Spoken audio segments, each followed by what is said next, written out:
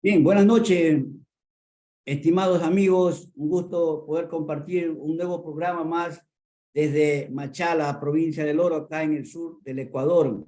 Un tema que preocupa últimamente no solamente a las autoridades, a la población entera de las costas de nuestro querido Ecuador y también, por supuesto, a las costas del sur América cuando se anuncia ya casi de una manera contundente la presencia del fenómeno de el niño nuevamente por acá, por nuestras costas. Y realmente esto merece un interés de los profesionales, un interés colectivo más que todo, porque hasta ahora lo que se ha hecho realmente son diálogos entre las autoridades, diálogos con los técnicos, pero la comunidad entera necesita saber algo más. Y siempre hemos dicho que aquel que no conoce la historia está condenado a repetir, y es una frase tan verdadera y tan cierta. Por eso hoy noche vamos a entrar a ese tema para conversar justamente sobre la memoria de los fenómenos del niño que hemos debido soportar en los últimos tiempos acá en el Ecuador. Por eso hoy me permito dar la cordial bienvenida a un distinguido profesional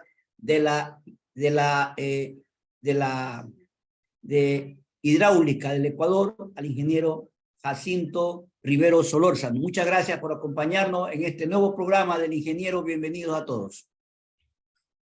Bueno, muchas gracias, Félix. Realmente celebro este tipo de programas que lo viene manteniendo desde hace algún tiempo y por supuesto para mí es un placer participar en este panel con tan distinguidos profesionales.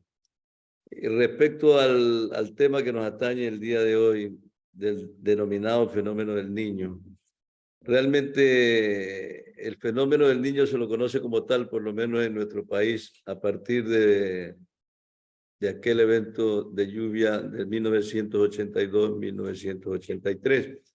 Sin embargo, si nosotros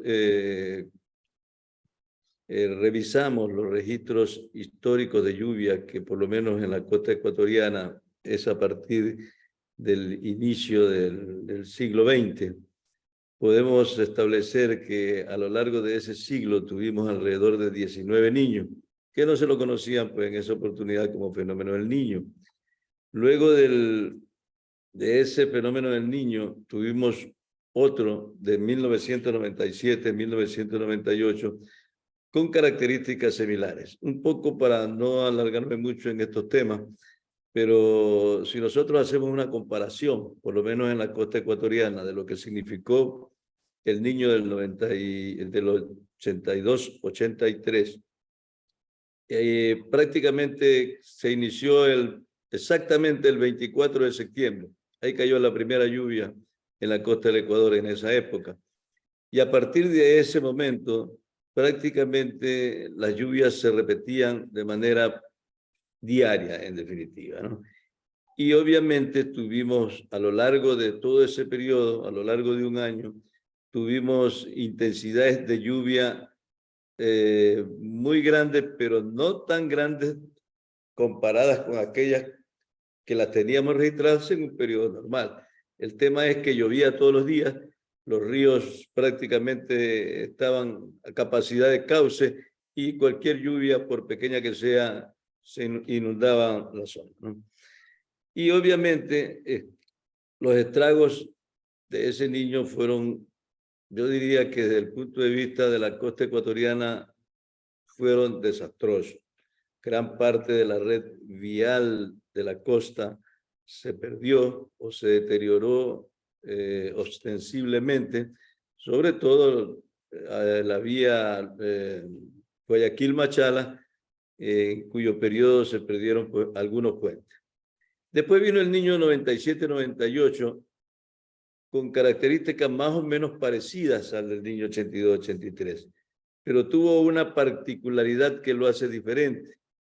Ese fenómeno del niño comenzó en el mes de octubre, igualmente llovía todos los días, pero las intensidades de lluvia que se produjeron en ese periodo 97-98 fueron las mayores registradas desde que tenemos los registros, como les mencioné hace un momento, a inicios del siglo pasado.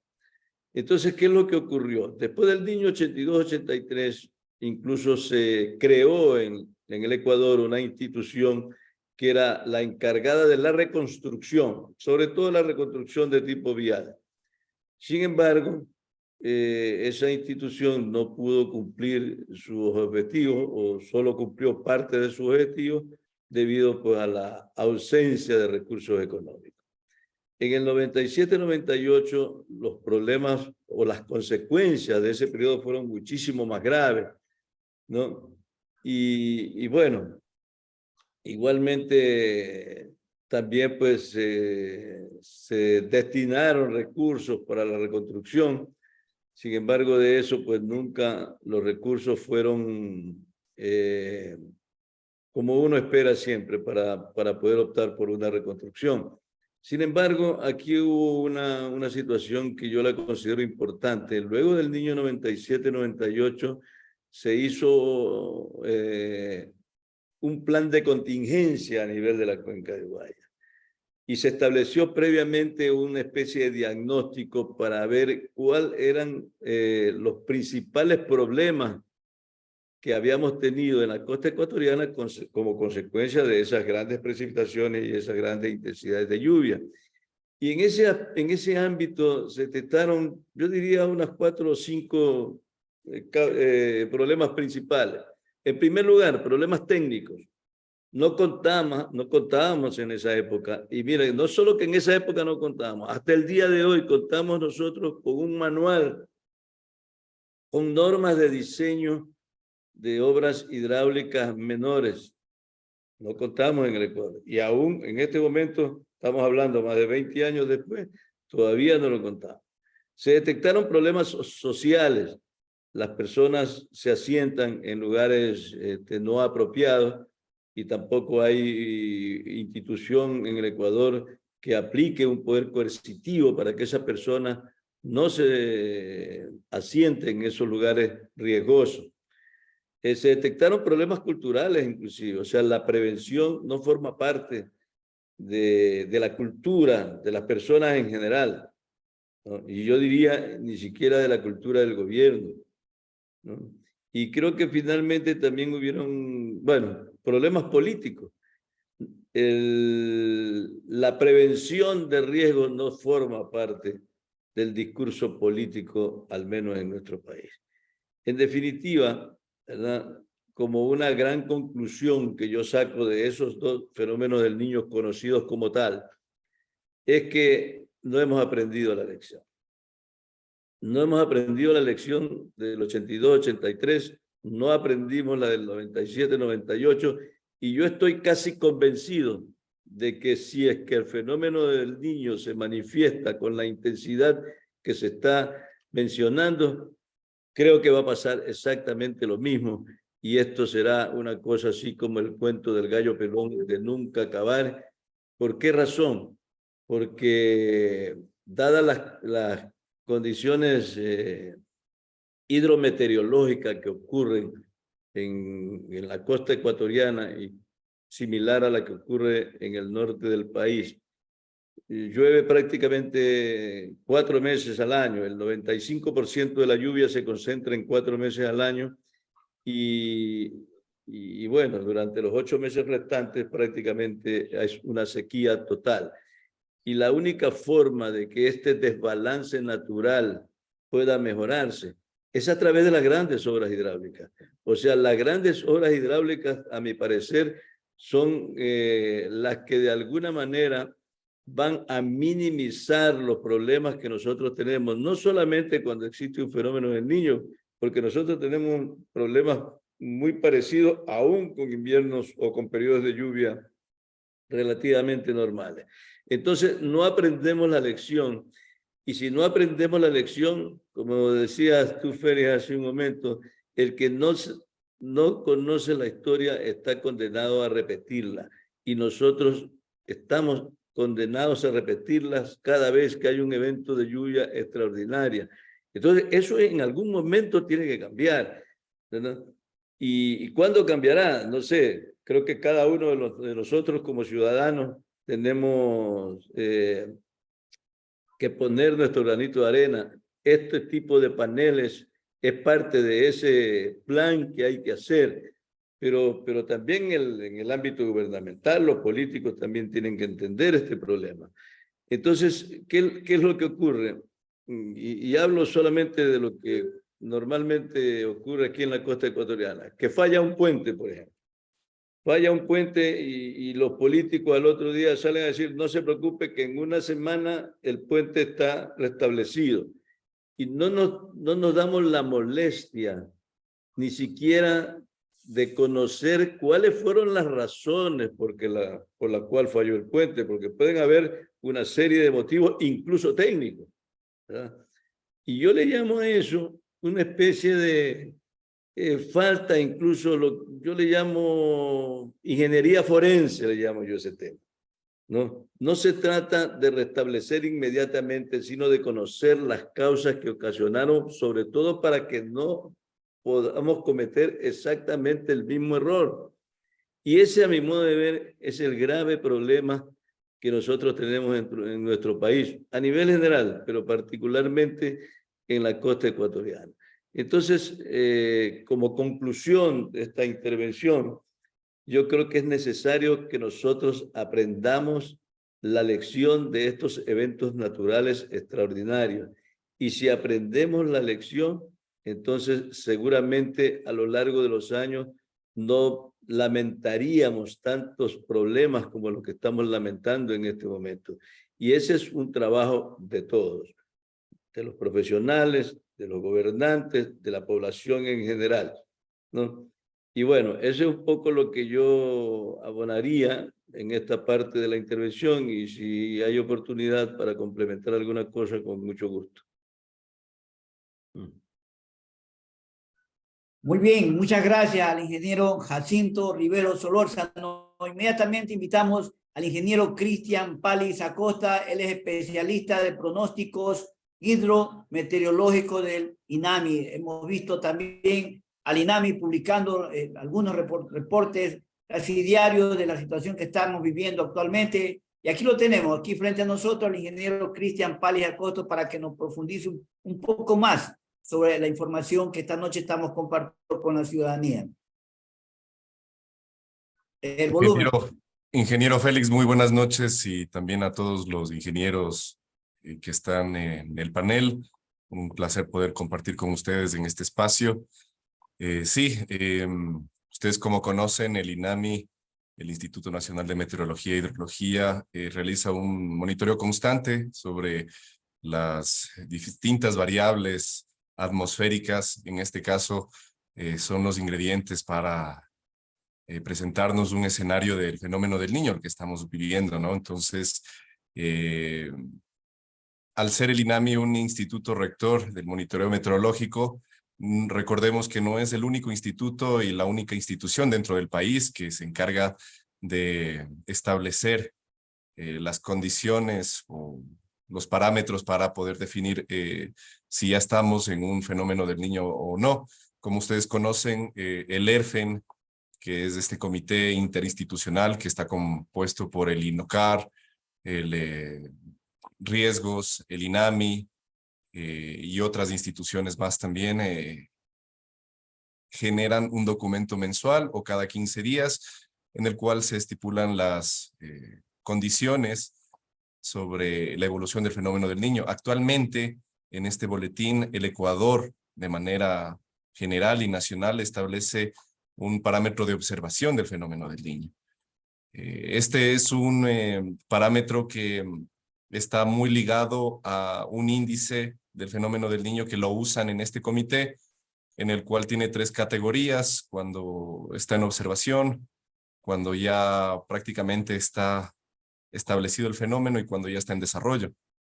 Entonces, sin embargo, pues como usted mencionaba, alrededor del mundo, incluido el INAMI y otras instituciones, ya se han alertado sobre todo sobre la anómala presencia y el anómala calentamiento que tenemos frente a nuestras costas.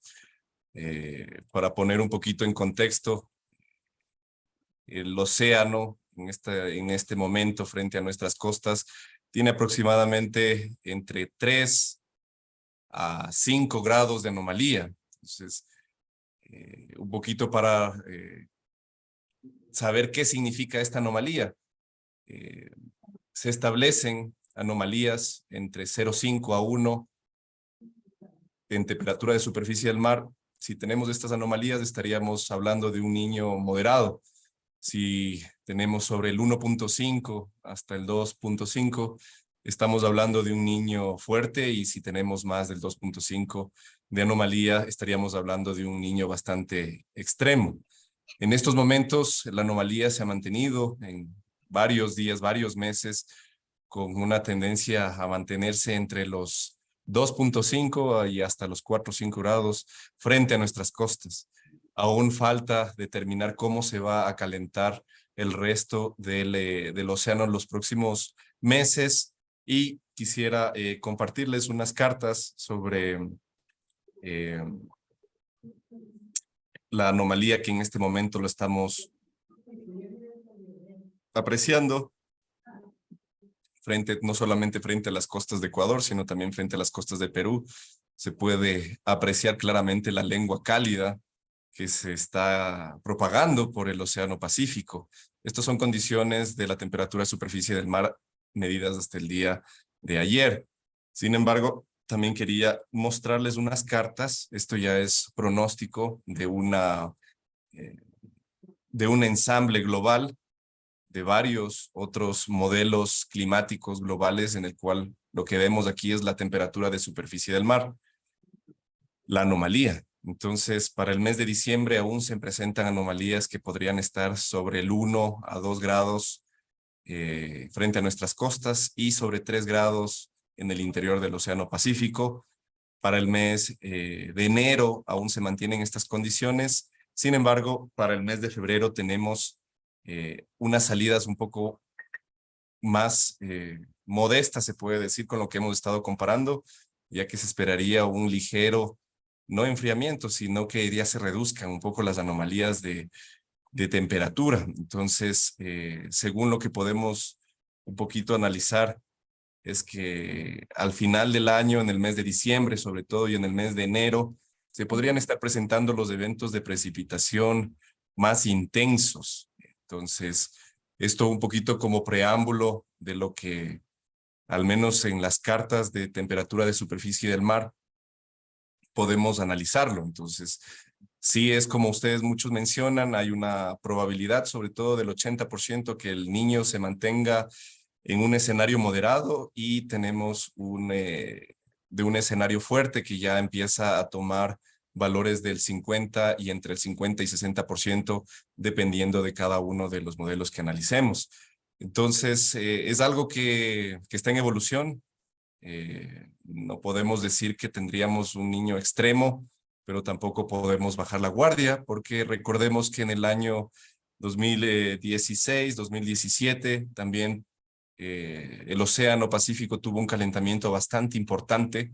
Sin embargo, los efectos en estos años, más bien los acoplamientos océano-atmósfera, no se generaron como tal, y por ende no tuvimos mayores eventos de precipitación intensa relacionados a este evento, sobre todo en el 2016, que me llama mucho la atención porque ahora también tenemos un calentamiento bastante importante, con los antecedentes que tuvimos un año o un ENSO de una niña que duró aproximadamente casi 3 años antes del año 2023, o sea, recientemente.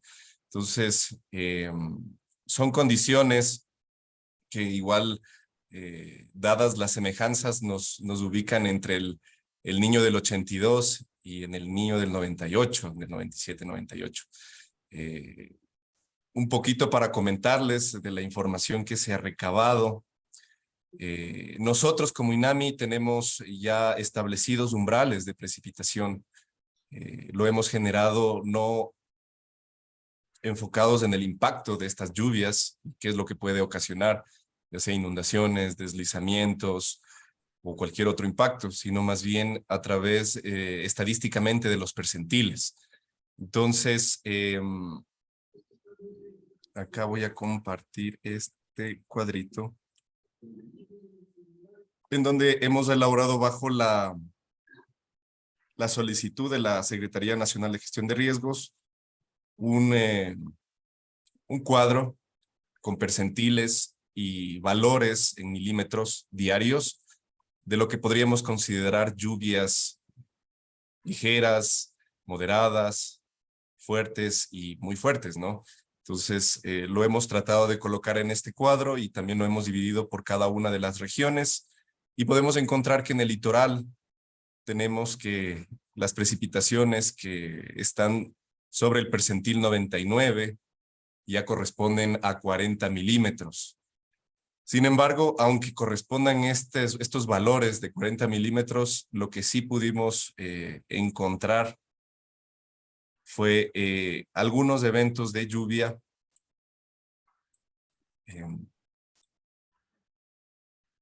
por ejemplo, para hacer cada uno de estos percentiles, ¿qué es lo que hicimos?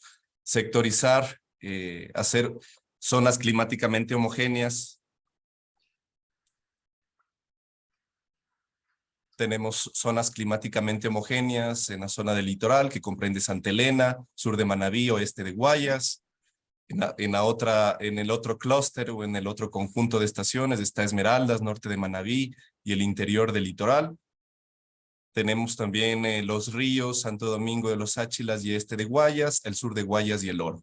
Bueno, en cada uno de estos clústeres nosotros hemos tratado de identificar aquellas precipitaciones que han sido extremas, ¿no? Entonces, como lo mencionó bien el ingeniero Félix y el ingeniero Jacinto, pudimos encontrar precipitaciones diarias que superan los 150 milímetros y pueden alcanzar hasta los 300 milímetros de precipitación. Con estas precipitaciones tendríamos obviamente muchísimos problemas, ya que como lo han manifestado, no son lluvias que responden a un solo día, sino son lluvias continuas que se establecen durante el periodo invernal. Las lluvias que se presentaron en este periodo de Niño, tanto del 97 como del 82, son lluvias que estuvieron en el percentil 99 y que responden a lluvias extremadamente altas. Y como lo mencionaron ustedes, los registros de precipitación, los registros de lluvias más intensas se establecieron en estos años. Hay una consideración, conversando con algunos colegas de la NOAA, sobre todo los que están enfocados en el área tropical de la NOAA, del Servicio Meteorológico de Estados Unidos, ellos nos señalaron que justamente cuando un niño está por iniciar, la temporada lluviosa previa es bastante intensa, sobre todo en Ecuador.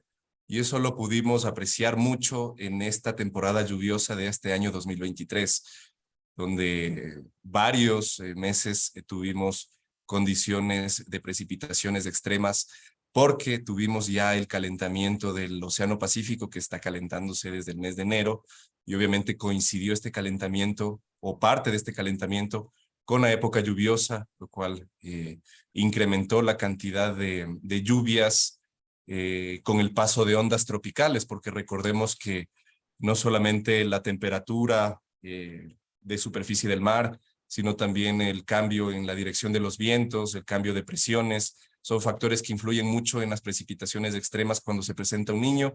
Sin embargo, también tuvimos el paso de ondas tropicales, como la Maiden Julian y también como en este caso tenemos el arribo de ondas Kelvin, que también intensifican estos eventos de lluvia y también forman parte de nuestro esquema, se puede decir, nuestro esquema conceptual de cómo estructuramos nosotros un escenario para identificar cuándo un evento de lluvia, ya sea que estemos en un fenómeno del Niño o no, puede ser intenso, importante y debemos emitir alguna advertencia.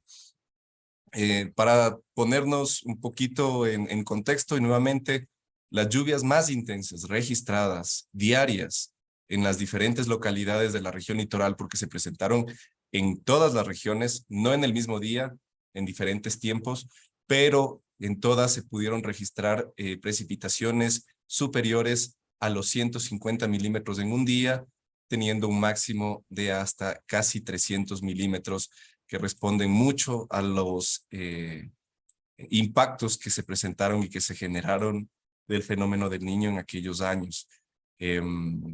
Bueno, había preparado un poquito específicamente sobre estos eventos extremos que teníamos en el país. Actualmente tenemos identificados los días y las zonas en donde llovieron y tuvimos estos valores, lo cual empezamos a generar estudios más detallados sobre cómo evolucionaron estas lluvias diarias que impactaron mucho las diferentes localidades de la región litoral. También analizamos las lluvias en otras regiones. Galápagos, como ustedes conocen, también ha sido impactado en eventos posteriores, pero la región sierra y la región amazónica más bien no presentan una concordancia o una correlación muy directa, así como lo tenemos en la costa, cuando el fenómeno del Niño se presenta.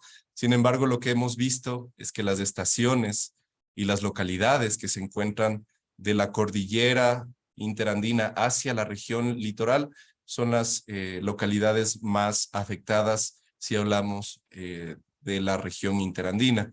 Para la región oriental tiende, no siempre, a tender a presentar más bien una disminución de las lluvias, en ocasiones con un déficit de precipitaciones. Entonces, para darle espacio también a otros compañeros y que se pueda dialogar, este es el pequeño explicación que teníamos guardadas para ustedes. Muy bien, le damos las gracias al ingeniero Cristian Palis Acosta por su valioso aporte en esta noche, justamente cuando estamos tratando sobre la memoria del fenómeno del Niño en el Ecuador. Está también con nosotros el ingeniero Jorge Torres Matamoros. Ingeniero Jorge Torres. Le damos la bienvenida al ingeniero Jorge Torres Matamoros, hidrólogo acá de nuestra provincia.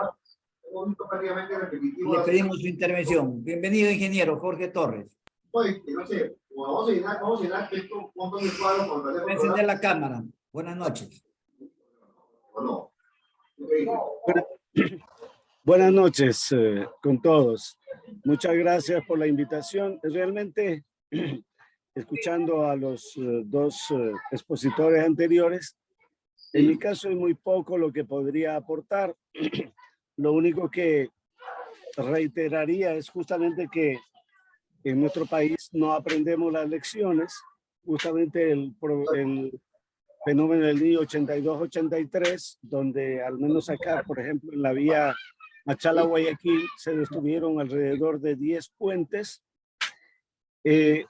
Luego en 97-98, efectivamente, en ese entonces yo aún era servidor público, sentíamos en el campo la cantidad, la intensidad de esas lluvias que se dieron en 97-98, coincidentemente en áreas extensas.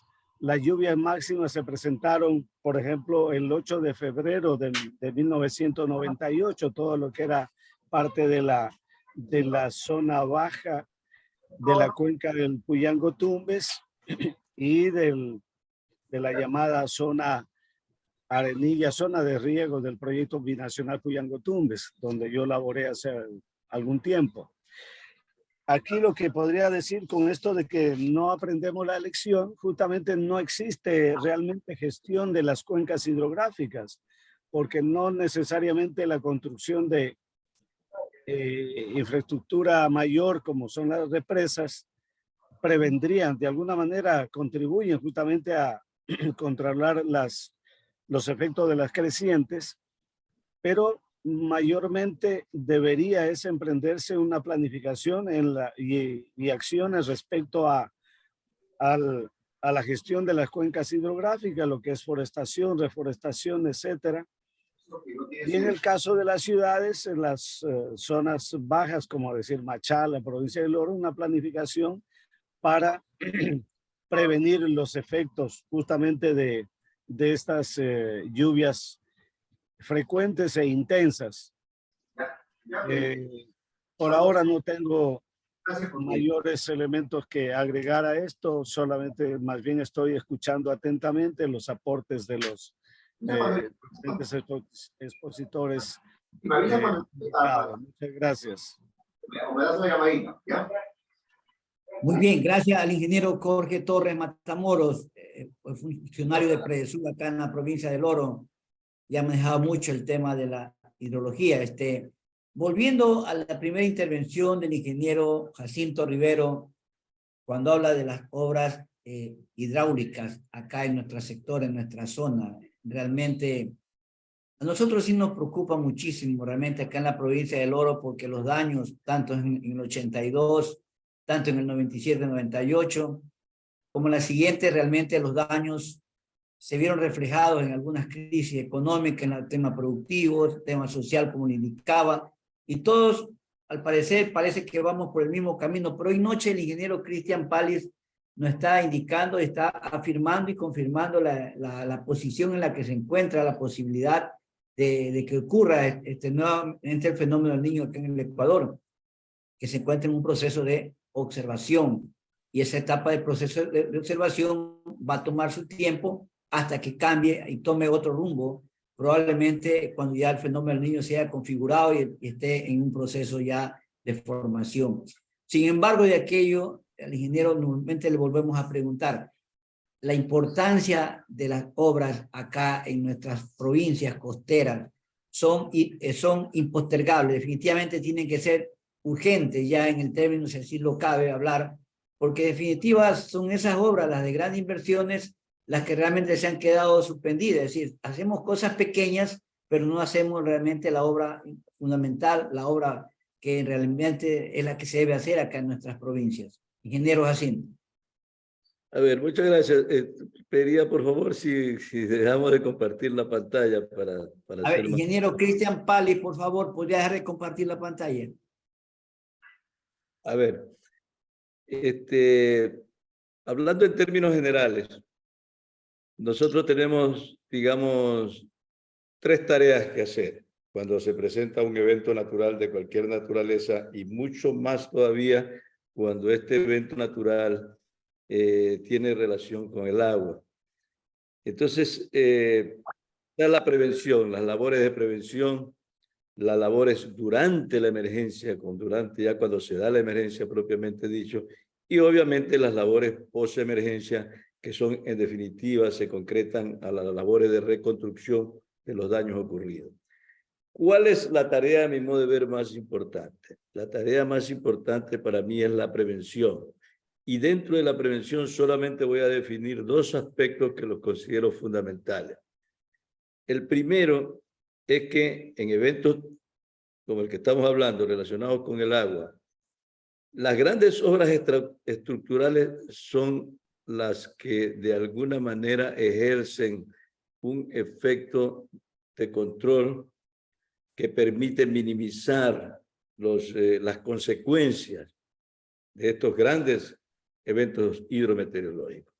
¿Cuáles son las grandes obras estructurales? Los grandes embalses, las grandes vías de agua, que solamente para poner 2 ejemplos, lo tenemos en la cuenca del Guayas y en gran parte de la costa ecuatoriana, con el embalse Daule Peripa. Desde que está funcionando el embalse Daule Peripa en 1988, a partir de ese mes, los problemas de inundación en el valle del río Daule se han minimizado completamente. Y qué no decir en la famosa zona de los ríos Chanchán y Bulubulu, que otrora causaban problemas, y luego del proyecto de control de inundaciones que se realizó ahí, ya prácticamente llevamos 25 años sin tener los problemas graves de inundación que antes teníamos. Es decir, que las grandes obras estructurales ejercen su finalidad en estas circunstancias, ¿no? Eso como la mayor labor de prevención. Sin embargo, hay las Secretarías de Gestión de Riesgo, para denominarla, como se llama aquí en Ecuador, antes de que ocurra un fenómeno natural, debe hacer también ese trabajo de prevención. ¿Cuál podría ser uno de ellos? No voy a nombrar tanto. La gente normalmente, por necesidad inclusive, se asienta en lugares peligrosos. Eso hay que detectarlo en su oportunidad para que no ocurran lo que normalmente ocurre en un evento de lluvia, personas que se asientan en cauces de río, inclusive. Entonces, esa es una labor de la Secretaría de Riesgo que tiene un esquema legal, llamemos así, debidamente estructurado, pero que duermen, esquemas legales que duermen en un escritorio y que no se aplican normalmente porque estas secretarías no tienen o no cuentan con los recursos. En este caso, como no ha habido, por lo menos en la costa ecuatoriana, después de algunos grandes proyectos que ya llevan más de 20 años funcionando, no se ha hecho uno más. Entonces, no solo que no se ha hecho uno más, sino que se desmanteló la estructura de las famosas corporaciones de desarrollo regional que eran las encargadas de realizar este tipo de grandes obras hidráulicas. Se la desmanteló y ahora tenemos un ente burocrático que no hace ni deja hacer. Ahora, significa que desde el punto de vista de la prevención, nuestro trabajo en este momento es casi cero, hablando de la costa ecuatoriana.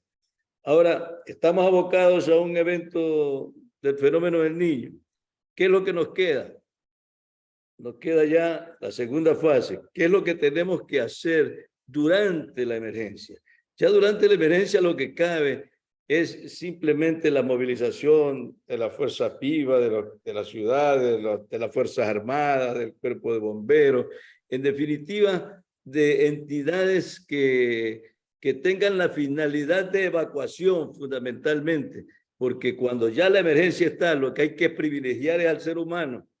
O sea, privilegiar la vida, garantizar la vida, que no haya pérdida de vidas humanas, porque eso es el gran problema, porque las pérdidas materiales de alguna manera se las recupera a lo largo del tiempo, pero las pérdidas humanas no. Entonces, esa es la actividad primaria desde mi punto de vista cuando ya está ocurriendo la emergencia, la preservación del ser humano, de la vida del ser humano. Y en la vida del ser humano, las obras casi que no se las puede ni hacer, inclusive, por la cantidad de lluvia o de la cantidad de agua que escurre por los cauces naturales, por las ciudades en general. Entonces, ahí viene una actividad que le compete a, como decía, a la Fuerza Armada, Policía, Bomberos, en definitiva, para tratar de evacuar de mejor manera y salvaguardar la vida de los seres humanos, ¿no? Y en tercer lugar, ya pasada la emergencia, pues ya sí vienen las labores de reconstrucción de obras menores, pero como decía yo hace un momento, no aprendemos la lección porque lamentablemente, normalmente después de un evento del fenómeno del Niño, viene un periodo de sequía.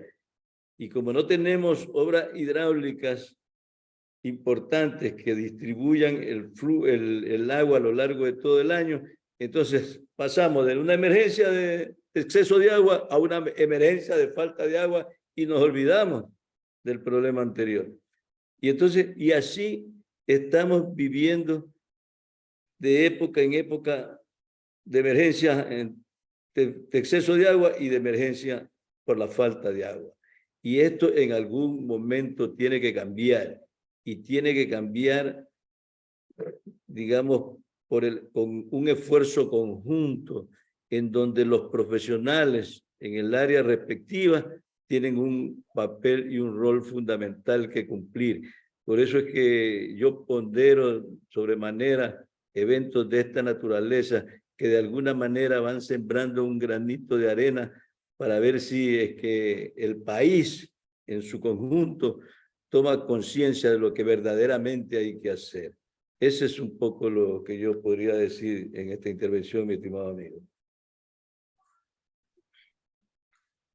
Muchas gracias al ingeniero Jacinto Rivero. Realmente hemos dado esta primera etapa muy interesante, muy importante, y por eso hemos realizado este programa para compartir experiencias, porque efectivamente si hablamos en el Ecuador, en temas de prevención casi que nos quedamos de año y de largo. Y nos enfrentamos y nos preparamos para responder, para enfrentar las crisis, y una vez que ya se ha presentado el problema. En eso creo que sí somos campeones, porque estamos preparándonos para responder ante un evento natural. Entonces voy a permitirme invitar en este momento al doctor Leandro Rodríguez Valverde. Él es el director ejecutivo del Centro Regional de Sismología para América del Sur. Ellos conocen todo este tipo de respuesta, el trabajo de prevención que se tiene que hacer ante los fenómenos naturales como los que actualmente estamos dialogando. Bienvenido, doctor Leandro Rodríguez. Buenas noches, ingeniero. Buenas noches, estimados colegas. El volumen. A ver. ¿Se escucha ahora? Ya. Bueno, en realidad el ingeniero José Torres, el ingeniero Jacinto también han tocado, en realidad todos han tocado el tema neurálgico de los problemas de los países, ¿no? Pero digo que hay un elemento que es importante entender. Nosotros a lo largo de muchos años. Perdón, doctor, perdón un ratito, por favor, vea si podemos mejorar su volumen. Parece que está bajo. El audio. El audio, revise.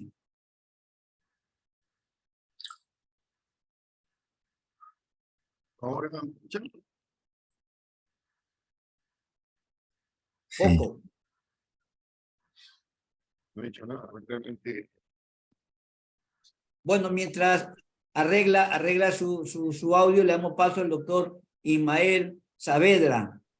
Cuéntanos algo de la experiencia sobre el tema de prevención allá en su querida ciudad natal, en Piura, en Lima.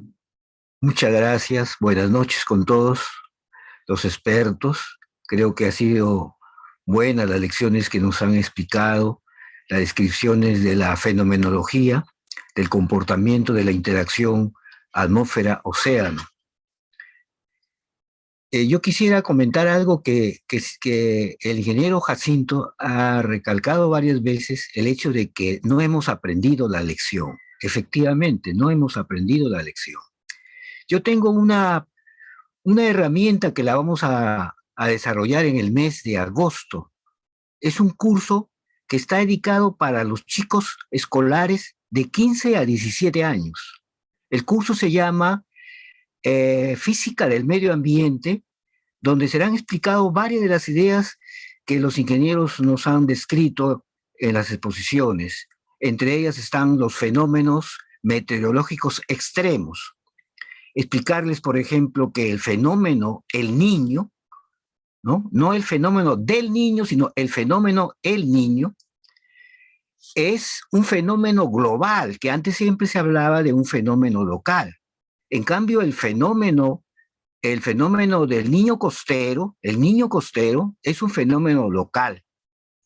Esas son algunas de las explicaciones que vamos a dar. Por eso que en la reunión pasada, en este programa del ingeniero, invitamos a los escolares del Ecuador, porque realmente el tema ya no es un tema exclusivamente de Ecuador, de Perú, de Chile. Es un problema continental prácticamente. Y es necesario intercambiar experiencias o vivencias en las herramientas que se manejan. El ingeniero que hizo de INAMI, nosotros tenemos acá en el Perú el CENAMI, se llama Servicio Nacional de Meteorología e Hidrología. Nos ha explicado una serie de índices para monitorear el fenómeno del niño, ¿no? Los fenómenos meteorológicos extremos. Y creo que esa es la clave de comenzar a trabajar con los escolares, ¿no? Porque antes en las universidades, bueno, no sé si en el caso de las universidades del Ecuador, existen, por ejemplo, los cursos de oceanografía, climatología, que pueden formar, ¿no? El conocimiento de la descripción de estos acontecimientos meteorológicos. Por ejemplo, en el año 1967, el doctor Rafael Dávila Cuevas organizó el Seminario del Pacífico Oriental. Y aquí vino un profesor que se llamó Jacob Viernes. El profesor Jacob Viernes fue el primero, uno de los primeros, no era peruano, sino es de Europa y nacionalizado norteamericano, fue el primero que comenzó a estructurar una teoría sobre estos acontecimientos meteorológicos, sobre el fenómeno del Niño. Y también acá también han habido algunos registros del año 1892 del marino capitán Carrillo, ¿no? de la provincia de Paita, de Piura, pues, ¿no? Que hizo los primeros registros de temperatura sobre la temperatura TS, que se llama temperatura de superficie del mar. Entonces yo no sé si podría inquietar a los escolares del Ecuador, conjuntamente con los escolares del Perú, para que puedan inscribirse en este curso que se inicia el 12 de agosto, todos los sábados por 10 semanas, a las 10 de la mañana. Así que espero la concurrencia de escolares, que es un curso importante sobre ese tema, que es el tema de que se puede decir que está en la cresta de la preocupación del continente. Doctor, muchas gracias, doctor Ismael. Justamente ya nosotros estamos contactando acá con las autoridades educativas para que se incluyan ahí en el programa que usted inicia el día 12 de agosto, un tema muy importante al cual muy gentilmente nos está invitando, y tenga la seguridad que habrán estudiantes ecuatorianos. Ahora le damos el paso al doctor Leandro Rodríguez Valverde. ¿Me escucha ahora? ¿Se me escucha ahora? Ok, continúe. El conocimiento del fenómeno del niño es bien amplio. Los ingenieros que acá han participado demuestran que se conoce bastante de esto y hace mucho tiempo. Además, no solamente se conoce, sino se admira de lo que puede meter. Entonces, el problema que tenemos nosotros es político. Es un problema en el cual demuestra primero la pérdida de la memoria colectiva de la población. Esa es una cosa importante. Lo que hacemos con las acciones que genera nuestra sociedad es construir un nuevo desarrollo. Porque no se ha tomado ninguna cuenta, no en cuenta de lo que se está diciendo los científicos, los ingenieros industriales. Eso es una constante también con los terremotos ocurre lo mismo. ¿No? Y con cualquier fenómeno natural ocurre lo mismo. Y a mí me parece que una de las cosas que se quiere cambiar es que tenemos que llegar ahí de alguna forma, porque tiene que haber acciones rápidas. Y otra de las cosas también hay que pensar que en el currículo de los colegios tiene que introducirse el tema de desastres, ¿no? Desastres dentro del estudio de desastres que se debe tener. Eso debe tener el currículo de los colegios, enseñar a los estudiantes que no hacen lo mismo en diferentes lugares. Algunos tienen fenómenos como terremotos o erupciones volcánicas, otros tienen pues inundaciones, en fin, una serie de fenómenos. Entonces, ese es el problema de nuestra sociedad. Y yo recuerdo del año 82, la primera vez que nos atacó el niño fuertemente. Han pasado 30 años y no se ha aprendido absolutamente nada. Seguimos resolviendo, o sea, matando, siendo bomberos, ¿no? Vienen, nos inundan, nos destruyen las casas, hay que reconstruir, hay que ayudar, hay que hacer esto, pero no estamos trabajando en absoluto en decir que el siguiente ataque que ocurra no nos debe hacer daño, no debe, digamos, destruir estructuras, etc. Sin embargo, en nuestros países estamos acostumbrados a ello. Y yo creo que hemos perdido mucho de lo que nos enseñaron las antiguas culturas, ¿no? Los antiguos pobladores de nuestra zona, incas e incas, vivían en armonía con su naturaleza, precisamente, y conocían perfectamente cómo funcionaban los fenómenos naturales, y su política y sus acciones eran acorde con esas amenazas. Nosotros no. Nosotros estamos realmente repetimos los errores. Y me parece a mí que si uno quiere atacar a los extremistas, hay que atacar también desde el punto de vista periodístico, ¿no? Hay que hacer un pacto con la prensa para que pueda la prensa empezar a informar fuertemente a la población y que haya una conciencia en esa población de lo que hay que hacer en el mundo natural como está pendiente, ¿no? Y obviamente hay que también educar a los políticos, la gente que toma decisiones. Y por supuesto hay que empezar a pensar en el currículo de los estudio de que tiene que ponerse, estudio de desastre. Entonces, todo poblador que quiere jugar tiene que saber que amenazas está expuesto y tiene que prevenir su vida para que viva en paz con la naturaleza. Eso sería mi presentación. Gracias. Bien, doctor, muchas gracias. A pesar que con su volumen sigue teniendo problemas, le pudimos escuchar un poco, no le pudimos escuchar la totalidad, pero igual, gracias por su valiosa ayuda. No sé si el ingeniero Alfredo Alzamora desea participar. Muchas gracias. Gracias, estimados. En particular, yo no soy ingeniero, soy educador, ¿no? Gracias. Y es la invitación muy gentil que me hizo el doctor Leandro Rodríguez como el doctor Ismael Saavedra, ¿no? Pero desde mi experiencia como educador, yo trabajo en la Dirección Regional de Educación de Piura y estamos mirando con mucha atención, con mucha preocupación, este asunto del fenómeno global del niño, ¿no? Y por nuestro campo, nosotros estamos tomando ya una cierta medida de prevención. La semana pasada nos hemos reunido con los expertos en educación de toda la región, en el sentido de que nosotros, para los meses que se vienen, estamos considerando intervenir el currículo nacional, puesto que este documento no es un documento rígido, es un documento flexible, a fin que se prioricen aprendizajes en todos los niveles, atendiendo justamente esta situación que que se va a generar con las lluvias del Niño global, ¿no? Entonces, es un trabajo que se va a tener en cuenta muy fino, para que todas las escuelas en todos los niveles te tenga que priorizar. Es necesario que los niños conozcan, ¿no? Desde la prevención, la mitigación y la adaptación, que significa las lluvias del Niño global, como también la adaptación al cambio climático, porque se sabe que una vez que pasen las lluvias, va a venir otros problemas. Y el problema que tiene la humanidad hoy en día es el cambio climático. En ese sentido,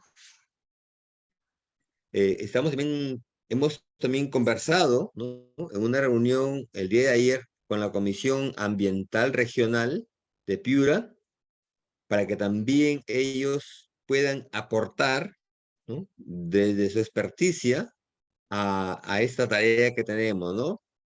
Y con el Instituto Regional de Ciencia y Tecnología, que también me reuní el día martes en una reunión de multidisciplinario, estuvieron las universidades de Piura, principalmente la nacional y la privada, ¿no? La Cámara de Comercio y otros sectores productivos. Ahí también hice saber que cuando ocurren las lluvias que ya se han vivido este año, eh, las grietas sociales, económicas, se profundizan más en el campo educativo, porque los niños no pueden acceder a la educación por situaciones de crecida de quebradas, de ríos, y eso, algunos niños en algunos casos arriesgan sus vidas cruzando estos ríos y quebradas, ¿no? Y lo hacen a través de balsas improvisadas. Entonces, les he propuesto, ¿no? Que a través del gobierno regional se puedan adquirir drones, de modo tal que la tarea nuestra es elaborar, los educadores deben elaborar material autoinstructivo, ¿no? Manuales, de modo tal que a través de los drones se puedan pasar los ríos, las quebradas, y no poner en riesgo la vida tanto de los maestros como de los estudiantes, sobre todo, principalmente la vida de los estudiantes, ¿no? Entonces, eso es lo que estamos proponiendo, ¿no? A fin de que la educación no se corte, sino que continúe bajo esta modalidad de a distancia, ¿no? Como módulos autoinstructivos, porque lamentablemente la modalidad de educación a distancia virtual en nuestro sector, en nuestro medio, ha sido un fracaso. Ha sido un fracaso en la medida de que no todos los hogares cuentan con una laptop, con una computadora, con un celular, un smartphone, no todos. Y si existe un celular, existe solamente uno y que es compartido por 3 estudiantes en hogares que tienen 3 niños, 2 niños, y eso en verdad no contribuye al logro de aprendizajes que deben tener los estudiantes. Entonces, por esa razón, estamos lanzando esa propuesta, ¿no? Son 2 propuestas. Por un lado, generar un currículo de emergencia, ¿no? Queremos llamar nosotros intervención al currículo nacional con estos aprendizajes prioritarios, ¿no? Y lo otro, que desde el gobierno regional se puedan también adquirir drones que permitan trasladar el material educativo hacia los pueblos que están, que en este caso van a quedar aislados, ¿no? Esa sería mi intervención por esa parte. Muy bien, Alfredo. Pues bien, miren, en esta etapa muy interesante, miren cómo estamos compartiendo dos países hermanos que de igual manera nos estamos preparando para este evento muy importante que en caso de producirse afectaría a nuestras costas, a nuestras zonas, particularmente las zonas bajas de nuestras regiones, y ahí donde se concentran los grandes problemas de inundaciones. Pero volvemos a INAMI. El ingeniero Jacinto Rivero manifestó esta noche que las lluvias del año el fenómeno del Niño en el 97 fueron más intensas que las del año 82, 83.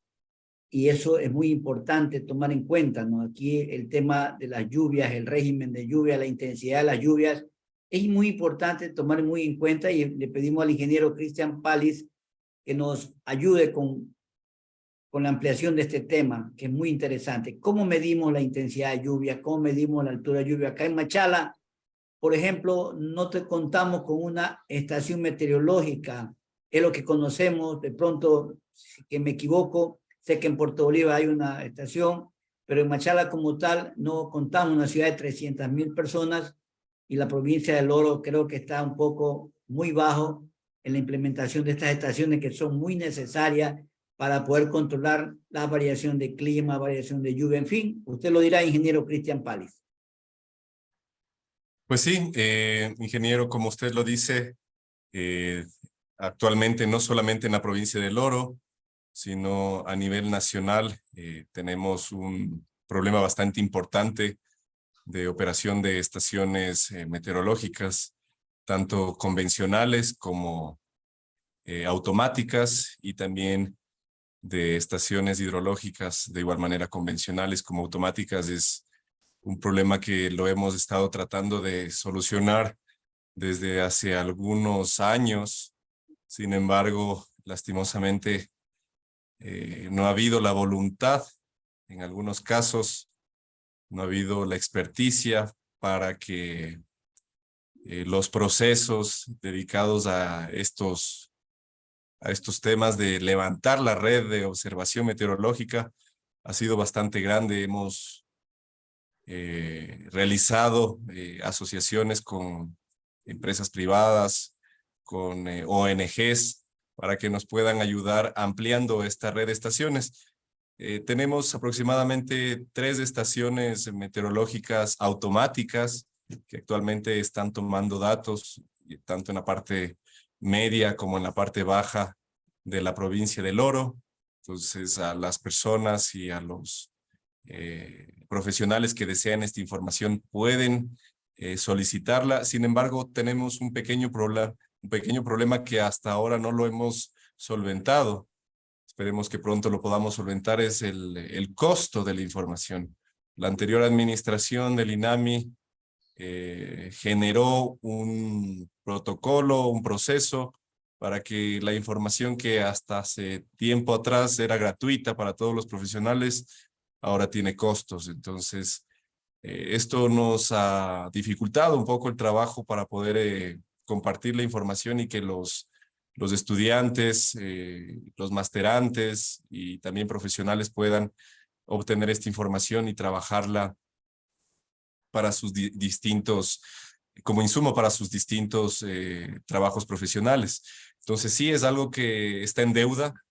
Esperamos que durante esta emergencia del fenómeno del niño se destinen más recursos y también personal para que se puedan ejecutar estas obras que son muy importantes y de esa manera también monitorear el fenómeno del niño. Mucho nos hemos estado hemos estado ocupando información de la DAC y del INOCAR también para realizar los monitoreos que lo hacemos desde la sala, tanto en Guayaquil como acá en Quito. Pero sí, ingeniero, usted tiene toda la razón y comparto también mucho la preocupación de varios profesionales del área en el cual se establecen estas condicionantes tan graves que es la falta de información meteorológica. Para suplir un poco todas estas necesidades, y aunque ustedes lo conocen, la información satelital es un insumo secundario que no es información veraz o, bueno, más que veraz, exacta y precisa, ya que, como ustedes conocen, la información satelital es un método indirecto para poder obtener información.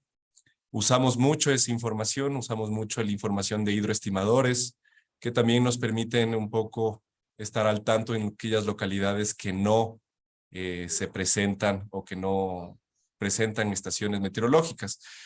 Pero bueno, un poquito yendo más allá sobre las condiciones de la red y que esperamos el apoyo no solamente del Estado, sino de otras instituciones también del Estado y de fuera del Estado de la sociedad civil.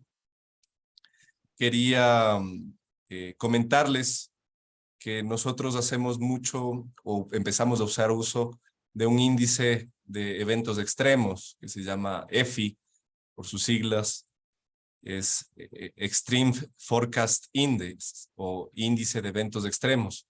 Es un índice que fue desarrollado por el Centro Europeo para el Pronóstico a Mediano Plazo y que nos ha servido mucho en estos últimos años para dar una tendencia cuando las condiciones meteorológicas tienden a presentarse extremas.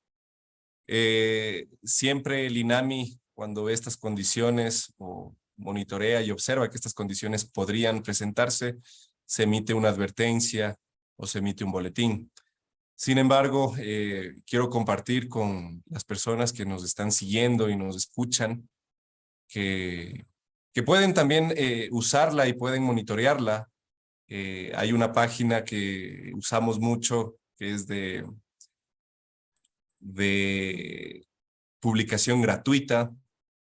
Tiene obviamente publicidad, pero quisiera mostrárselas.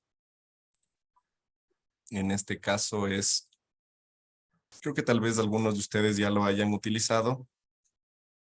La herramienta se llama Meteologics, es de una empresa privada que está radicada en Suiza y tiene el acceso a varios modelos, entonces ustedes lo pueden buscar, se llama Meteologics.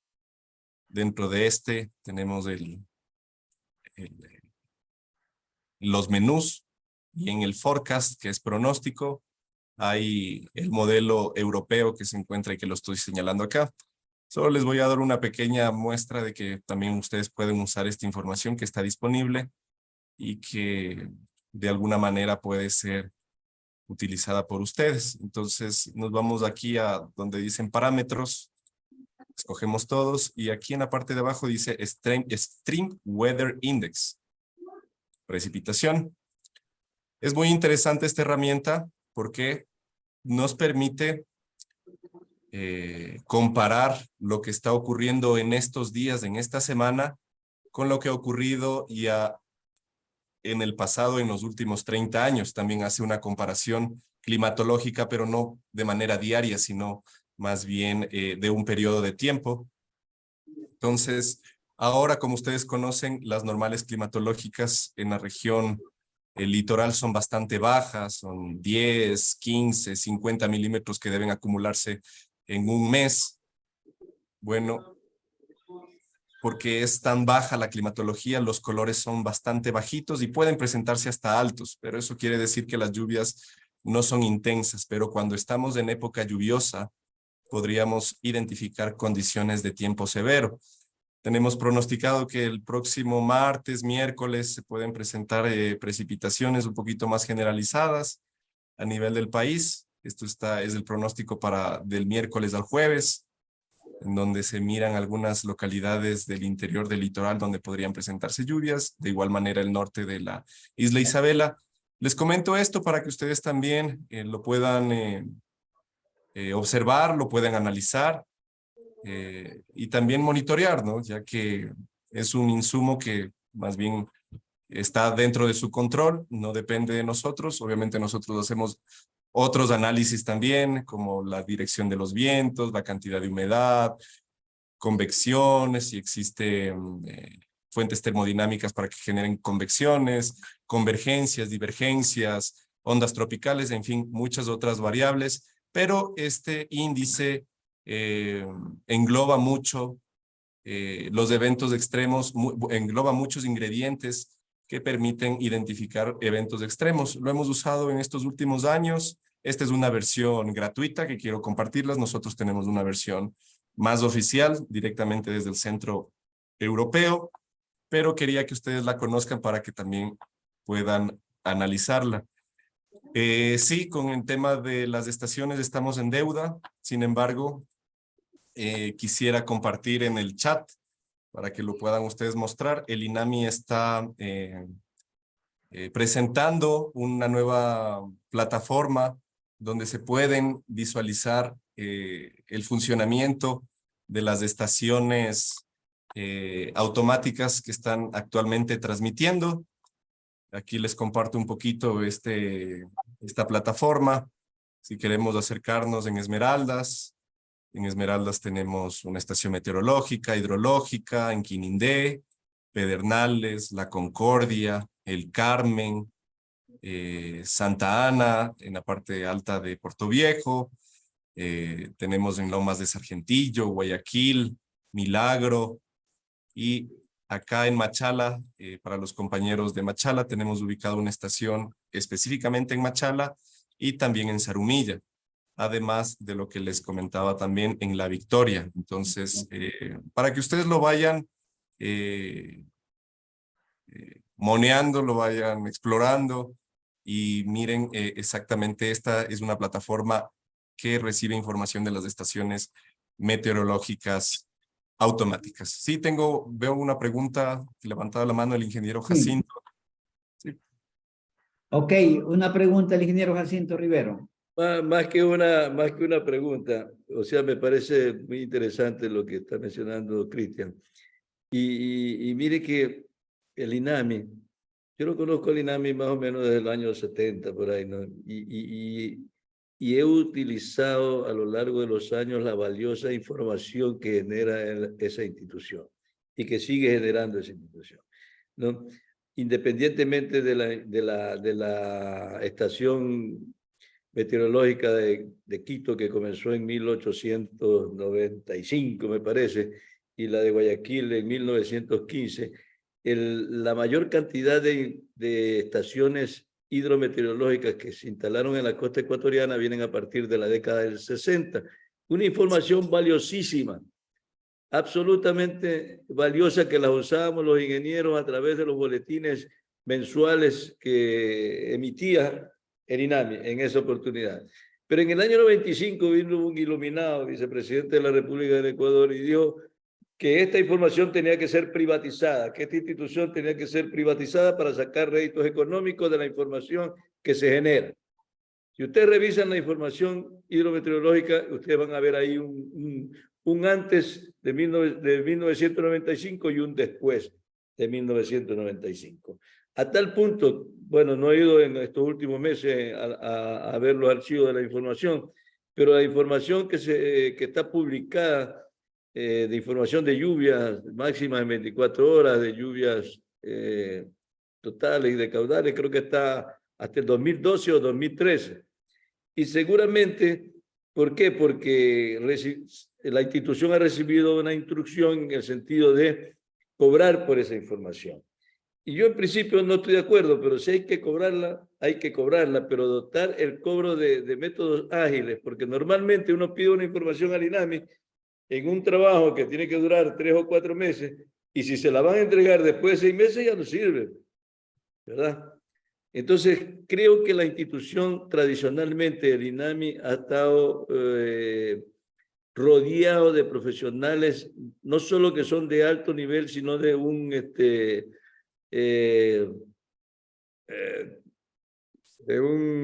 yo qué sé, un fervor técnico para hacer su trabajo como debe ser. Lamentablemente no tiene el apoyo económico necesario para poder implementar una red básica, por lo menos a nivel nacional, que le permita a los profesionales tener la información en el momento preciso, ¿no? Y yo creo que por ahí hay un problema, o sea, instituciones como esta requieren un apoyo del gobierno central y para que den el apoyo deben entender lo valioso que significa esta información, ¿no? Lamentablemente, yo no sé, no estoy inmerso en la institución, pero por lo que le acabo de escuchar a Cristian, seguramente la institución subsiste por el esfuerzo personal de los profesionales que trabajan ahí, más no por el apoyo tecnológico y económico que requiere una institución de esta naturaleza. Así es, Jacinto, muchísimas gracias. Sí, es un tema que tenemos bastante pendiente con la sociedad, con el país y con todos los profesionales que realizan el monitoreo y los estudios hidrológicos y climatológicos, que son de gran ayuda y transversales en todas las ramas profesionales que tenemos. Entonces, sí, necesitamos un poco más de apoyo, tanto del gobierno como también de las autoridades a las cuales nos debemos, para, como usted dice, tratar de entregar a la población pronósticos e información de calidad y que de esa manera también puedan generarse vínculos más estrechos con la sociedad, porque al tener pronósticos e información de calidad se genera confianza con nuestro público, y con la confianza ustedes saben que el trabajo y que la información llega y puede llegar a muchísima más gente y puede salvar vidas, como mencionaba el ingeniero Félix cuando se presentan eventos extremos. Entonces, sí, con estas disculpas que no solamente en términos personales, sí siento un poco de lástima y un poco de vergüenza tal vez, porque al representar a la institución no estamos brindando en su totalidad toda la información que los profesionales estuvieron acostumbrados a recibir cada mes, y esperamos que las autoridades que se encuentran actualmente, los directores ejecutivos, también tomen cartas en el asunto y puedan gestionar mejor también los recursos que nos llegan desde el Estado central, y de esa manera tal vez poder mejorar la red. Es un deseo no solamente de ustedes como profesionales externos, sino también es un deseo y una necesidad muy grande como profesionales internos, el acceso a la información y que sea de calidad y que abarque a grandes espacios del país. Eso un poquito con el tema de la información. Estamos esperando mirar qué respuesta tenemos desde las autoridades, pero nuevamente con todos ustedes, una disculpa. Ingeniero Cristian, vamos a contestar una pregunta que nos realiza el ingeniero Mars Ortega Calderón. Él es del Colegio de Ingenieros Civiles de El Guayas, y dice: con todo respeto, lo que interesa es la precipitación máxima en 24 horas. ¿Qué le podría contestar a usted? Bueno, sí tenemos desinformación. Por ejemplo, si me permiten en este momento abrir el visor, abrir la herramienta en la cual tenemos la información.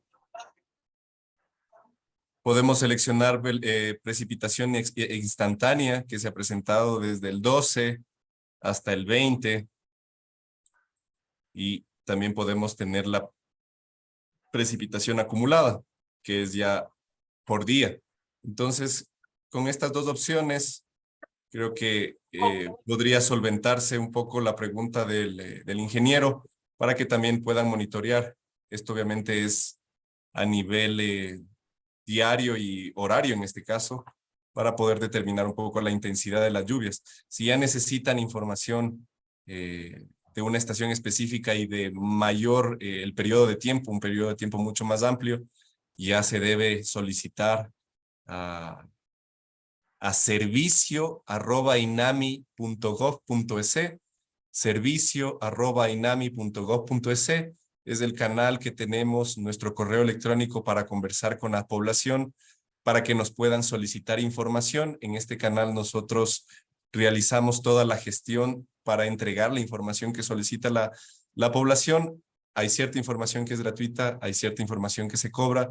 En este correo, pues, se estaría determinando, dependiendo de la cantidad de información que ustedes soliciten, se podría estar calculando lo que pagarían por esa información. Rogamos a la población que usen estos canales. Lastimosamente no tenemos otros más ágiles. Sin embargo, sí tengo buenos comentarios de varias personas que han solicitado la información. No se la ha entregado después de 6 meses, sí se la ha entregado después de 7 días, después de 15 días, dependiendo de la información que soliciten. Obviamente no es un tiempo que también toma algunos días, pero no es meses. Obviamente no es por contradecirle al ingeniero, sin embargo, sí estamos también tratando de mejorar en los tiempos que nos toma la entrega de la información. Tenemos esta plataforma y también la otra canal de información para comunicarnos y entregar la información. Bien, muchas gracias, estimados amigos. Vamos a ir concluyendo este valioso programa que hoy hemos querido compartir con la ciudadanía. Realmente hemos recibido excelentes comentarios, excelentes aportes. Nosotros nos estaremos viendo el próximo viernes en otro programa más del ingeniero. Gracias por acompañarnos. El ingeniero Jacinto Rivero estuvo con nosotros, al ingeniero Cristian Pali, gracias. Al educador Alfredo Alzamora, al doctor Leandro Rodríguez, al doctor Ismael Zapedra y al ingeniero Jorge Torres Matamoros. Será hasta la próxima. Bueno, muchas gracias. Nicolás. Siempre un gusto estar con ustedes, ¿no? Que pasen muy bien y que tengan buena noche. Muchas gracias. Muchas gracias a todos. Gracias. Saludos. Gracias. Saludos Muy buenas a todos. noches. Un gusto. Buenas noches.